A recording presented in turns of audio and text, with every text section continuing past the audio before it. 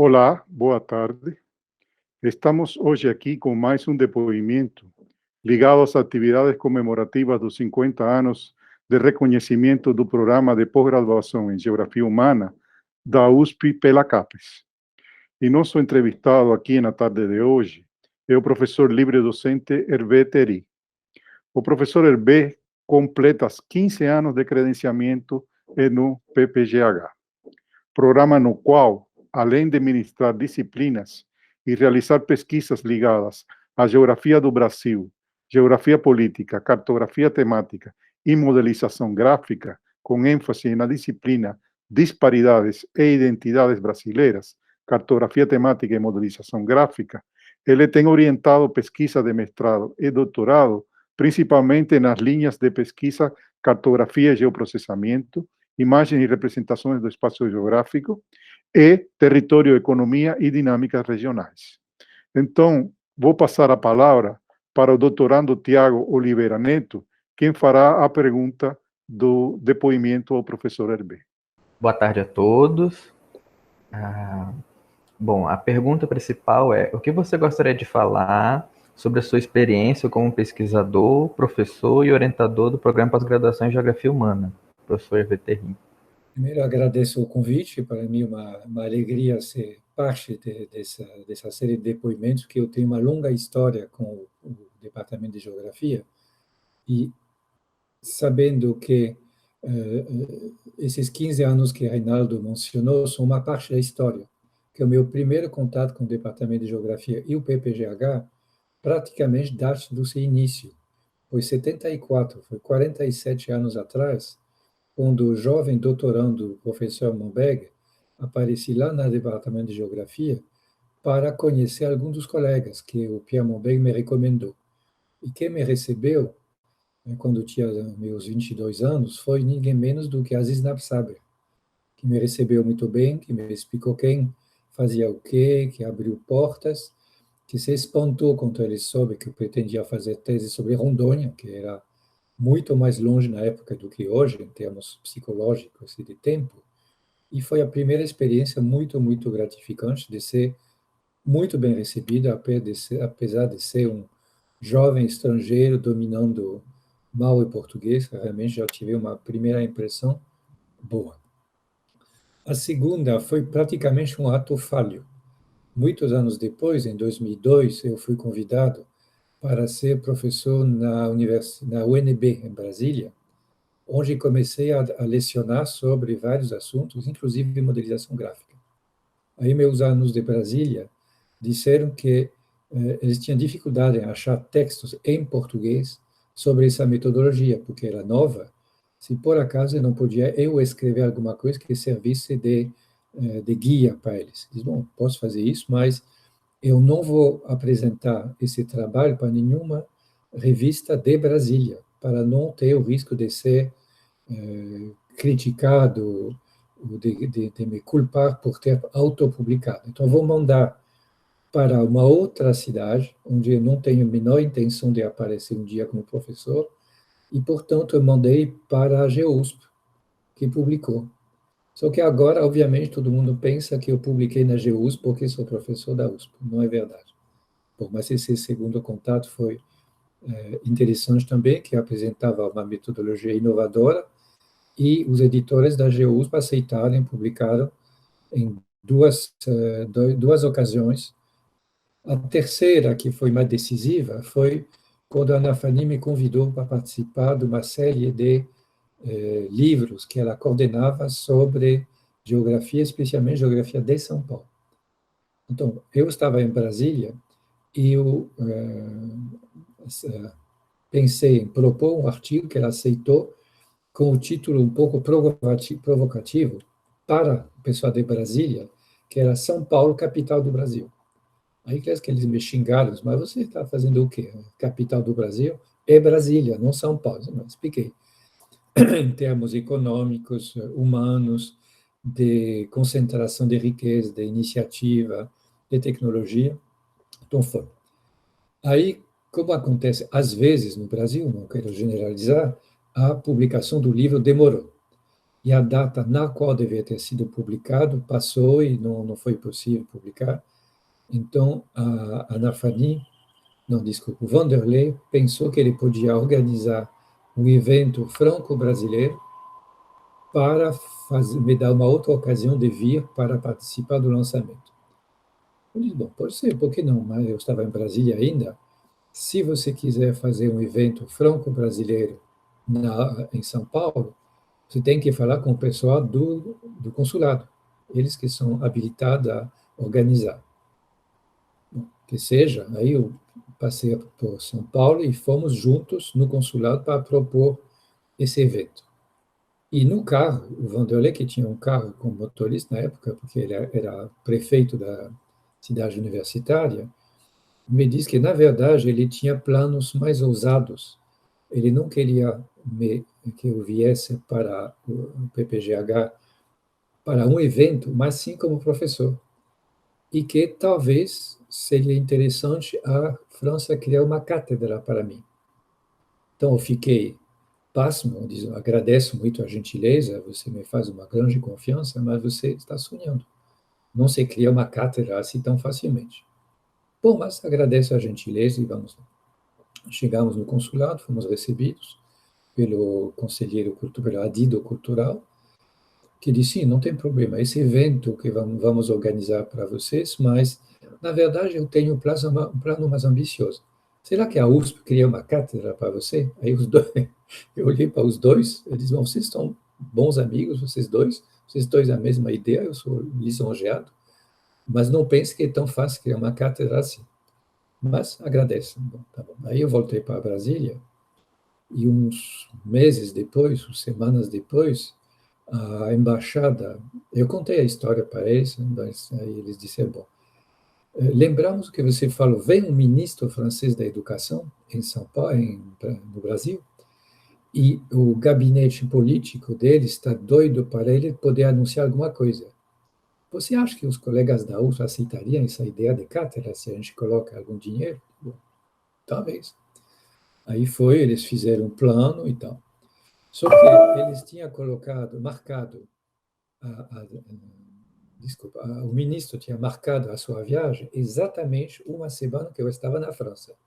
Diz, bom, lamento muito se esse negócio da cátedra sair, não vou estar presente, mas talvez seja até melhor, porque parecia que estou esperando alguma coisa e eu não vou estar nem presente.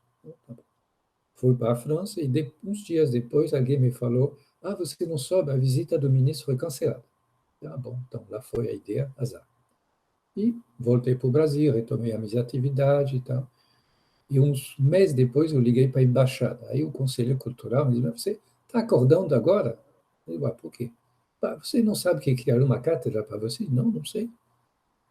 Como que foi? O ministro, afinal, veio, fez a proposta e a proposta foi aceita. Tá bom, então tá bom. Então aí foi criada a cátedra Pierre Monbeck com esforço conjunto da Embaixada da França e da USP.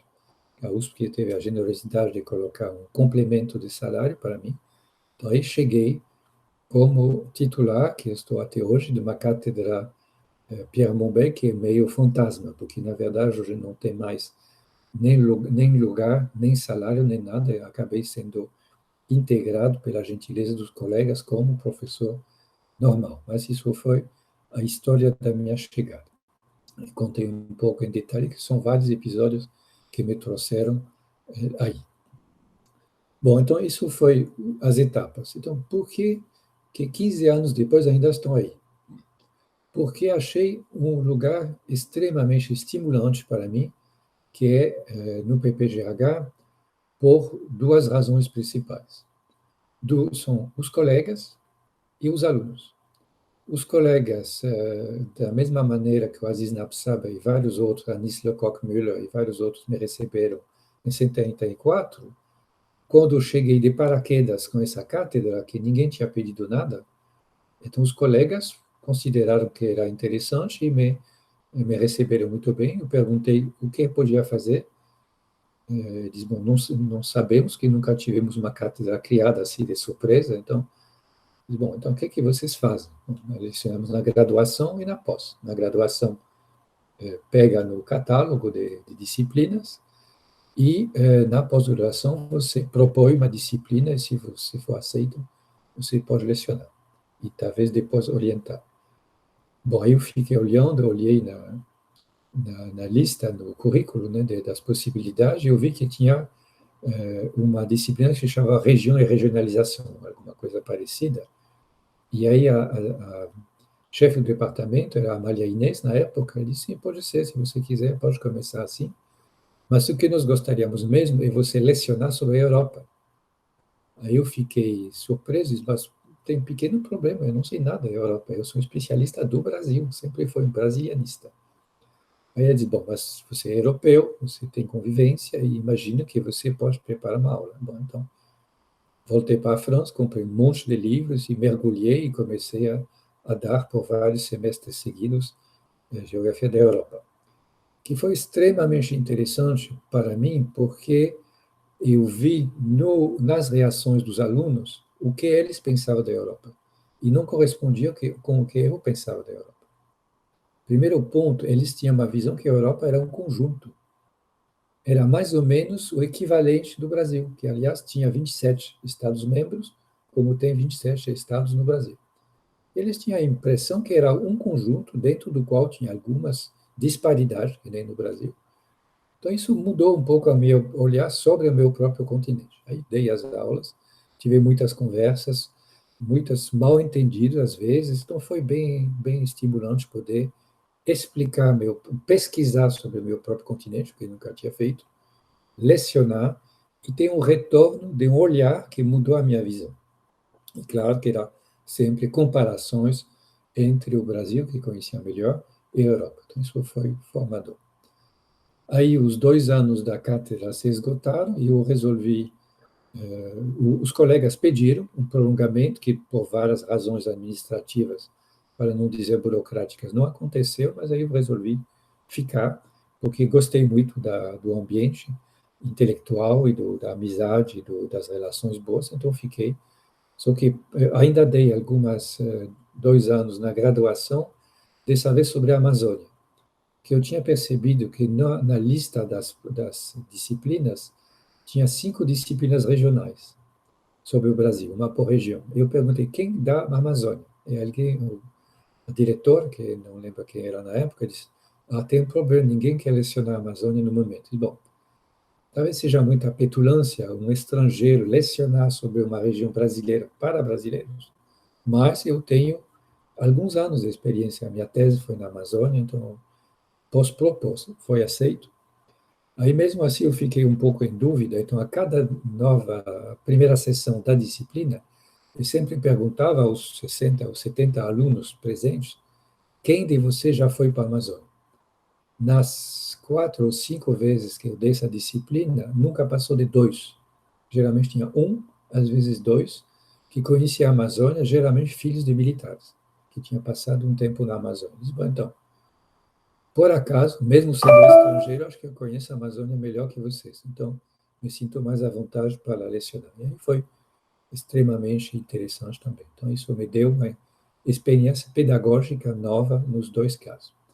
Depois, me concentrei mais na pós-graduação, aí estou mais na minha disciplina, dentro do meu campo de competência. Então, foi interessante. Estou mais à vontade, dou uma disciplina que mudou várias vezes de orientação, de colaborações também, porque não gosto de fazer as mesmas coisas. E hoje me foquei um pouco mais em ajudar os alunos e alunas a fazer os mapas dos seus mestrados e das suas teses. Quando eu cheguei, 15 anos atrás, os alunos da geografia humana quase não tinham prática da cartografia. Hoje mudou. Com os esforços do Marcelo Martinelli e depois da Fernanda Padovese, virou obrigatória, agora eu vejo chegar cada vez mais, cada mais nova geração está mais habituada a fazer mapas, seja na cartografia temática, seja no Sigma, então hoje é mais tranquilo, mas mesmo assim dá uma disciplina extremamente ativa, porque eu dou algumas aulas gerais e depois nos focamos nos mapas dos alunos e das alunas. Então, cada ano eu tenho um momento de preocupação. Será que esse ano eles vão fazer assuntos que eu não vou conseguir tratar? até agora sempre consegui resolver os problemas deles com a ajuda de André Nagy, que é um excelente colega de muitos anos, que é da SEAD, que sabe tudo sobre dados. A minha parte mais cartografia, até agora sempre resolveu. E tem alguns alunos, que nem o Tiago aqui presente, que agora está quase me dando lições de cartografia, que ele aprendeu tão rápido que ele domina muito bem. Então, isso é a parte boa. Outra parte boa de estar no departamento, eu falei dos colegas que me receberam de braço aberto e com quem tenho diálogos, mas uma das minhas semi-surpresas, que já tinha notado em Brasília, é que alunos e alunas brasileiras são muito mais ativos e reativos que alunos franceses. Quando voltam a falar na França, tem que lembrar que eu vou falar na frente de um muro de computadores abertos. Ninguém fala, ninguém pergunta nada, ninguém não tem intervenção nenhuma. São muito, muito passivos. No PPGH não é nada disso. As pessoas reagem, fazem pergunta, propõem exercícios, propõem convidados, então isso é uma coisa muito mais ativa. Isso me percebi primeiro quando ganhei as primeiras, me indicaram as minhas tarefas, me surpreendi muito ter 4 horas de aula. Eu fiquei assustado, porque na França geralmente são duas, uma ou duas. Então, no início, eu preparava 4 horas para falar seguidamente durante 4 horas, até perceber que não era nada disso. Percebi que no Brasil tem que deixar um bom intervalo, que tem que deixar tempo para perguntas, fazer digressões, então adotei um sistema muito mais interativo e isso fez muito bem. Tanto é que, como eu já falei, quando eu volto na França, agora eu tenho dificuldade em me readaptar. Então, isso foi uma história que eu vivo agora há 15 anos.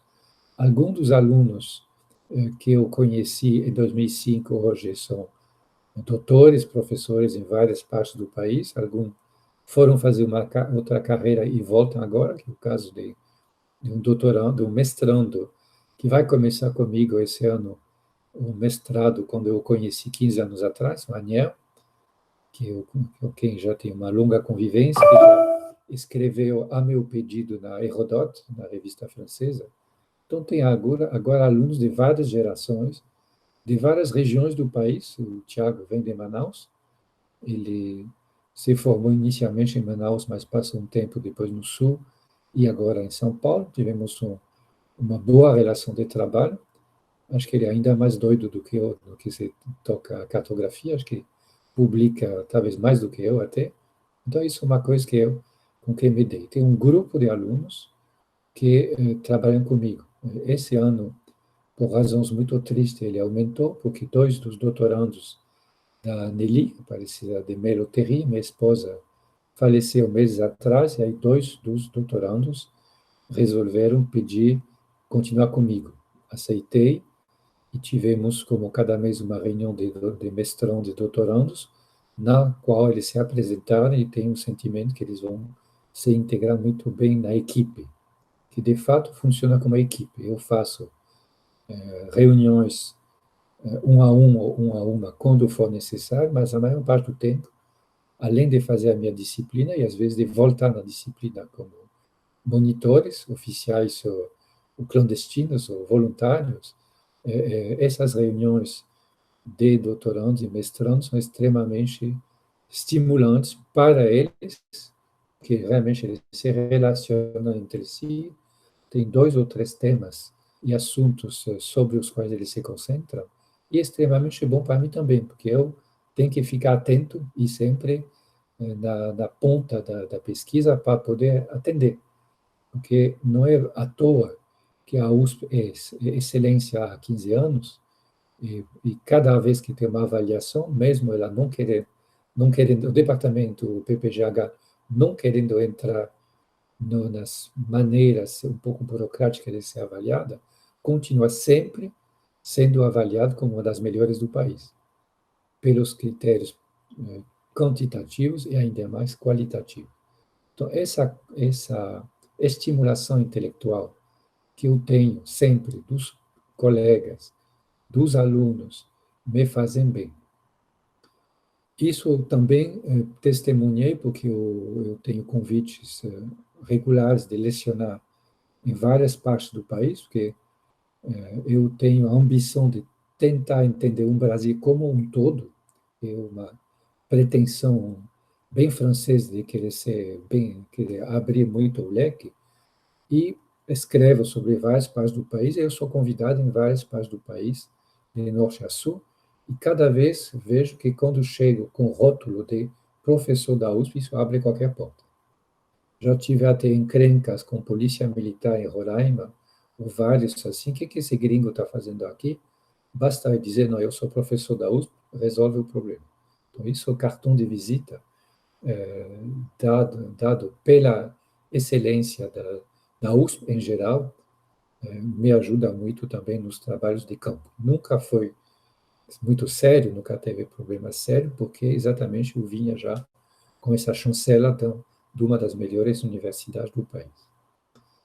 Outro ponto que gostaria de salientar também é que, quando cheguei aqui, além de fazer as minhas tarefas de professor, eu pensei, o que eu posso fazer que possa permanecer como marca da criação dessa cátedra?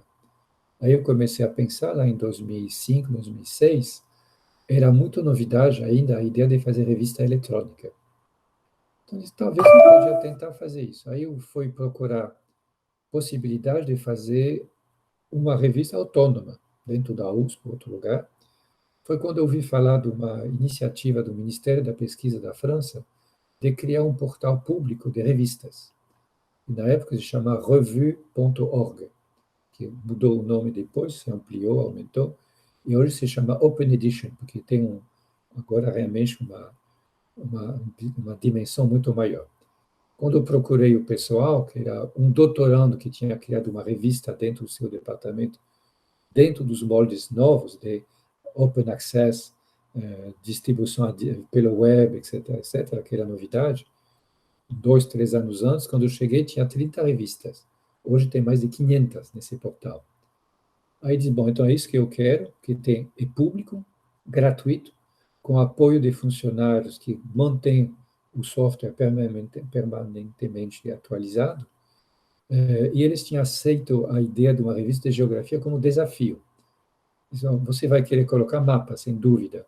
Nós não sabemos fazer, mas vamos aprender com você, e ao fazer com você, vamos colocar à disposição das outras revistas. Aí nós abrimos um caminho, e até hoje, a revista que montamos na época, a Confins, continua a produção conjunta do laboratório que ainda faz o parte no CNRS francês, o CREDA, administrativamente é sediada lá, porque para receber dinheiro público francês e apoio oficial francês é necessário, mas eu sempre coloco uma publicação do CREDA e do Departamento de Geografia.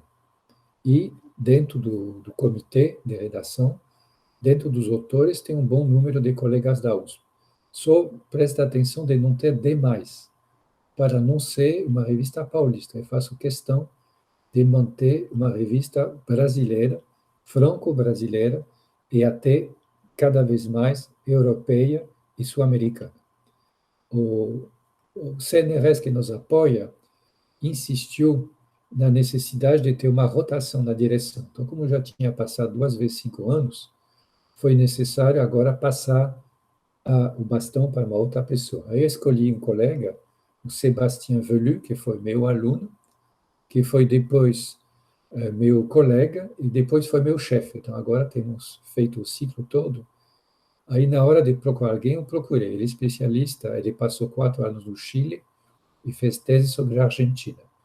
Então, ele chegou e abriu agora, há meses atrás, e a intenção dele é abrir mais. Já tem alguns sul-americanos não brasileiros, equatorianos e chilenos na redação, e vamos aumentar.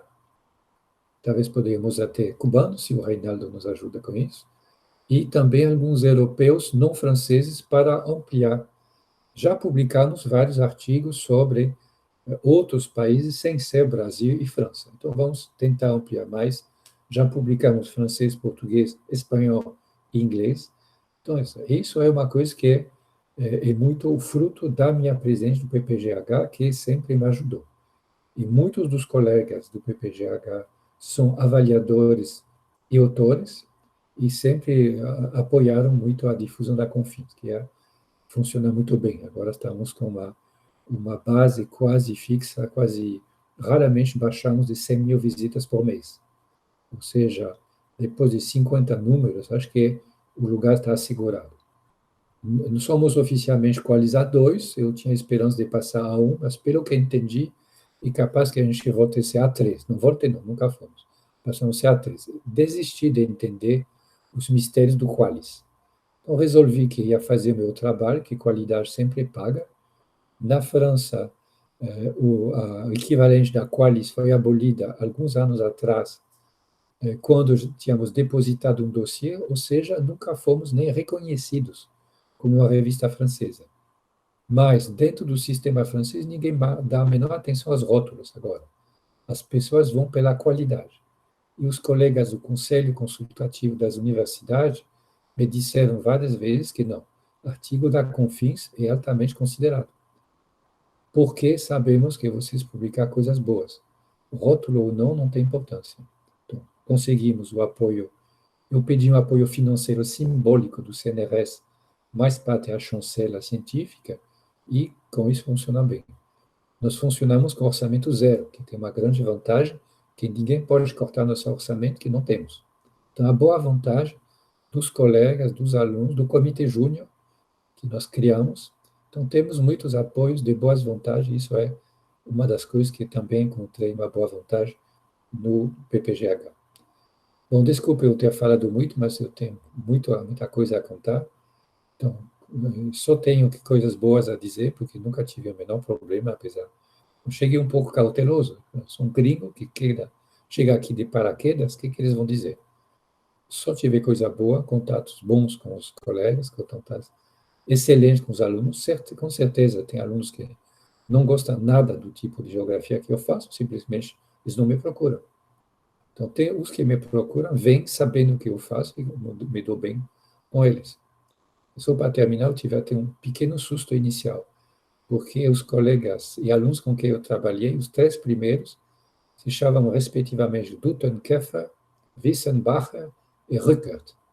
Eu disse, será que eu tenho só apelo para alemães? Não, mas depois vieram alguns japoneses, cada vez mais nordestinos, amazônidas e tal. Então, foi o acaso. Então, eu não fui no canto. Porque já tinha um professor alemão no departamento, não precisava de outro.